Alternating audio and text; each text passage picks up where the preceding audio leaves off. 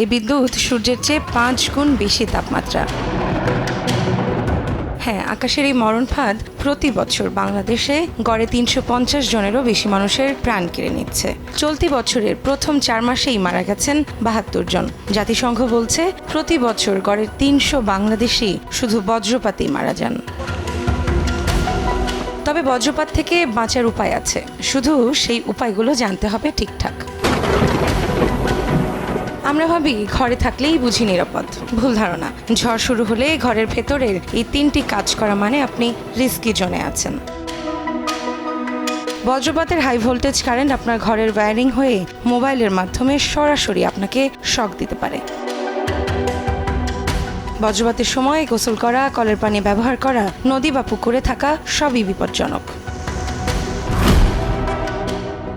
Current এই ধাতব pipe দিয়ে ছড়ায়। লোহার রড, সাইকেল, মোটরসাইকেল, সাঁতার ধাতব অংশ, এগুলো বজ্রপাত কাছে টানে। গাড়ির ভেতরে থাকলে জানালা বন্ধ রাখুন। ধাতব অংশ ছোঁয়া উচিত না। মোটরসাইকেল বা ভ্যানে থাকলে নেমে আশ্রয় নিতে হবে।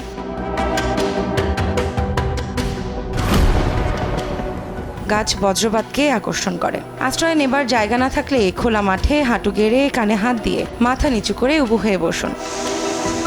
কৃষক, নির্মাণ শ্রমিক, দিনমজুর, তাদের ঝুঁকি সবচেয়ে বেশি। দূরে মেঘ জমতে থাকলে বজ্রের শব্দ শুনলে কাজ থামান। বিশেষজ্ঞরা পরামর্শ দিচ্ছেন বজ্রপাত থেকে বাঁচতে 30-30 নিয়ম মানার। আকাশে আলোর ঝলকানি দেখার পর যদি 30 সেকেন্ডের মধ্যে মেঘের ডাক শোনেন, তবে বুঝবেন বিপদ আপনার একদম কাছে।